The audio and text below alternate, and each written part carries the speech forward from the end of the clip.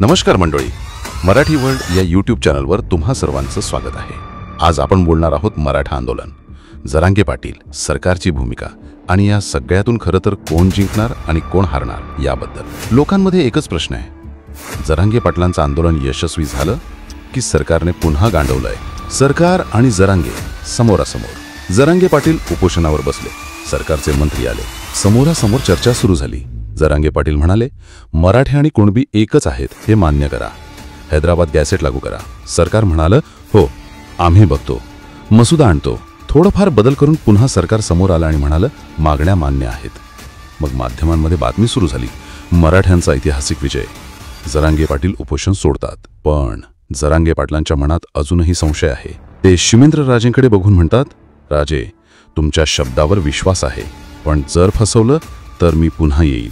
मित्रांनो, मागच्या वेळी सुद्धा असंच झालं होतं। सरकारने GR काढला, लोक आनंदले, पण नंतर लक्षात आलं प्रत्यक्षात मराठ्यांना काहीच मिळालं नाही। GR काय आहे, त्याचा फायदा कोणाला होतो हे समजून घेण्यासाठी आठवडा गेला। शेवटी जरांगे पाटील मान्य करतात, आपली फसवणूक झाली। मग यावेळीही लोक विचारतात की यावेळीही असंच होईल का? हा प्रश्न खरा आहे, कारण सरकारच्या मसुद्यात सरसकट मराठा कुणबी असं लिहिलेलं नाही, तर फक्त पात्र व्यक्तींना असं लिहिलंय। म्हणजे काय? ज्यांच्याकडे कुळात कुणबी नोंद आहे तेच पात्र, ज्यांच्याकडे नाहीत ते सरसकट कुणबी होऊ शकत नाहीत। मग प्रश्न येतो, मागणी होती मराठा आणि कुणबी एकच आहेत, पण सरकारचं उत्तर आहे तपास करून निर्णय घेऊ। म्हणजे गोंधळ अजूनही आहे। मित्रांनो, सरकारने हे आंदोलन फारच टायमिंग वापरून हाताळलं। 5 दिवस झाले उपोषणाला, कोर्टाने दणका दिला, गर्दी कमी करा। जरांगे पाटलांचं आंदोलन हाताबाहेर जाते असं चित्र होतं। अशातच सरकारची समिती आली, व्यासपीठावर बसली आणि मागण्या मान्य झाल्याचं सांगितलं। गुलाल उधळला गेला। मग जरांगे पाटलांकडे दुसरा पर्यायच नव्हता, त्यांनी उपोषण सोडलं। पण लोकांना प्रश्न, हे खरंच आश्वासन आहे की सरकारने टायमिंग वापरून जरांगे पाटलांना माघार घ्यायला भाग पाडलं? इथे खरी अडचण जरांगे पाटलांसाठी आहे, कारण जर पुन्हा फसवणूक झाली तर लोक म्हणतील, सलग 2 वेळा का फसलात? पहिल्यांदा GR मिळाला पण फायदा झाला नाही, दुसऱ्यांदा आश्वासन आलं तरीही काही हाती आलं नाही, तर लोक विश्वास ठेवणार नाहीत। जरांगे पाटील म्हणाले होते की आम्ही उमेदवार उभा करू, पण एका रात्रीत उमेदवार मागे घेतला। लोक विचारतात, हे कोणाच्या सोयीसाठी झालं?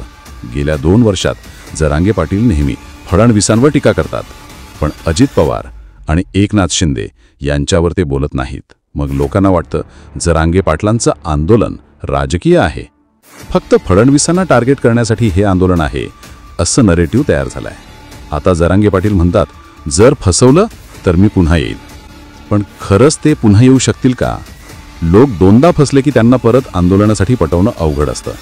सरकारला सुद्धा आता प्रश्न येणार नाहीत, उलट बोटं जरांगे पाटलांकडेच होणार। राजकीय पक्षही म्हणतील, तुमच्यामुळे 2दा गोंधळ झाला, आम्ही आता साथ देणार नाही।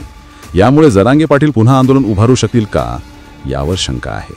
आणि जर नाही जमलं तर हे आंदोलन त्यांच्यासाठी राजकीय आत्महत्या ठरेल। मंडळी, जरांगे पाटलांनी उपोषण सोडलं खरं, पण पुढे काय होणार? सरकार खराच मागण्या मान्य करणार की पुन्हा वेळ मारून नेणार? तुम्हाला काय वाटतं, जरांगे पाटील पुन्हा आंदोलन करू शकतील का, की खरंच हे त्यांच्यासाठी पॉलिटिकल सुसाईड ठरेल? तुमची मतं आणि प्रतिक्रिया आम्हाला कमेंट करून नक्की सांगा। आणि असेच माहितीपूर्ण व्हिडिओ पाहण्यासाठी मराठी वर्ल्ड या यूट्यूब चॅनलला सबस्क्राईब करा। धन्यवाद।